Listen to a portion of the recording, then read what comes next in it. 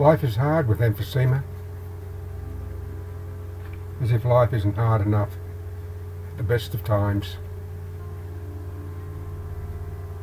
I was diagnosed with the disease 4 years ago, 16 years after I quit smoking. Perhaps smoking was the reason for my emphysema. Or perhaps it was air pollution. The reason my late mother-in-law succumbed to emphysema in her later years. So said her doctor. She, who never smoked. Or perhaps it was the combination of the two. Or perhaps neither. And it was just one of those things. Who knows? Mornings are the worst for me. From the moment I sit up on the edge of the bed, breathing is a hardship, and I feel all but drained of energy, which is why I remain seated so for a minute, maybe two, willing myself to stand and dress.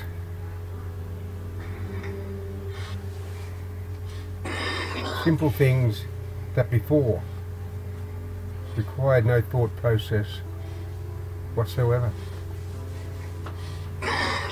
Life is hard with emphysema.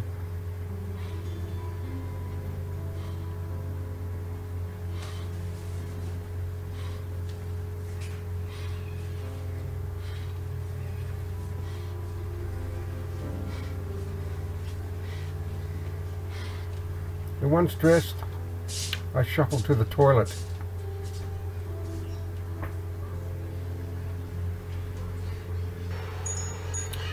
Then to the bathroom. Wash my hands.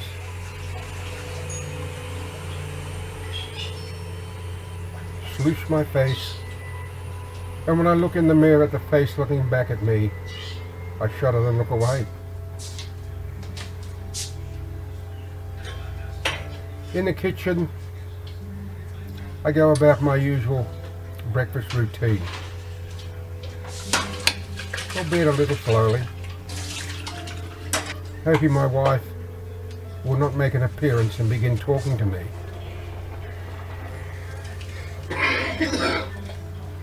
And as harsh as that sounds, it is because I find her voice but a noise.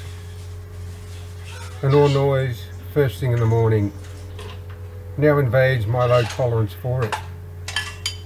My nerves always on edge.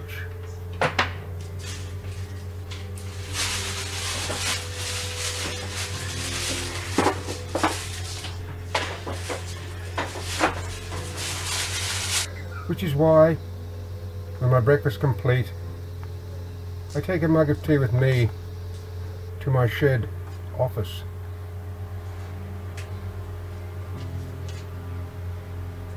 Where I know I am all but guaranteed of peace and quiet and solitude.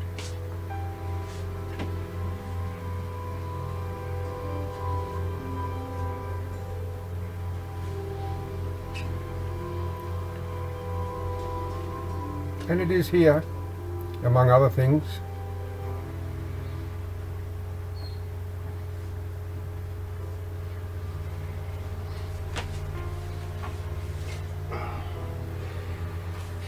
I inhale my medication, Ultra Bro, which invariably makes me cough.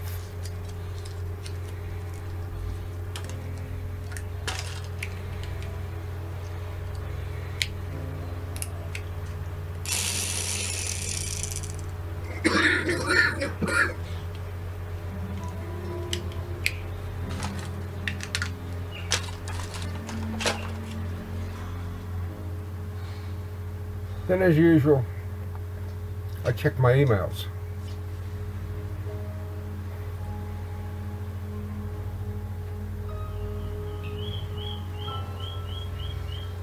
And once done, I sit back, sipping my tea, taking it easy for as long as I like.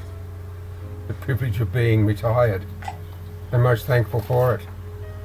But regardless of the benefits of my medication, my day is one of constant wheezing and shortness of breath, although it is the latter that troubles most, especially when I exert myself. For it is always then I find the stresses I put on my body affect my diseased lungs the most.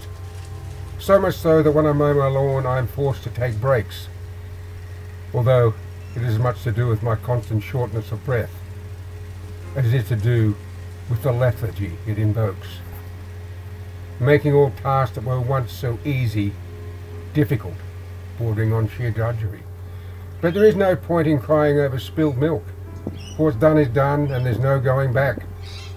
So I make the most of what I have, the good, the bad, particularly the coughing fits that threaten to take my breath away. Gasping for air that my lungs refuse to take in as I fight a panic that threatens to overwhelm me, for to succumb could prove life-threatening. And simply live my life one day at a time, even though it isn't easy. And when all is said and done, that is the way it should be.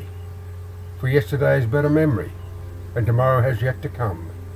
And always remember that, with the exception of death and taxes, there are no guarantees in life, just life itself. It has often been said that it's the choices we make that determine our destiny. But there is a rider to that, those totally unexpected things that happen to us all, those vagaries and vicissitudes of day-to-day life. So as I sit back sipping tea, as I often do and every day, I tell myself things could be worse, and there are those far, far worse off than me. For at least I still have the abilities to walk and talk, think and react, read and write, drive and go places, camp and fish, tend to and look after myself, and do all and others all but free of pain, at least for the time being anyway. But most of all, I have been blessed with a wife like no other for 40 years and 2 beautiful sons, my immortals. So I am indeed a very fortunate man, even though I am not the man I used to be, but such is life. So as another day comes to an end, I go to bed content with my lot in life, knowing full well that if I ever give up and simply lay down and die, then this insidious disease, this emphysema, has beaten me, and that I will never allow to happen. I'm just too old and stubborn, with too many things left to do.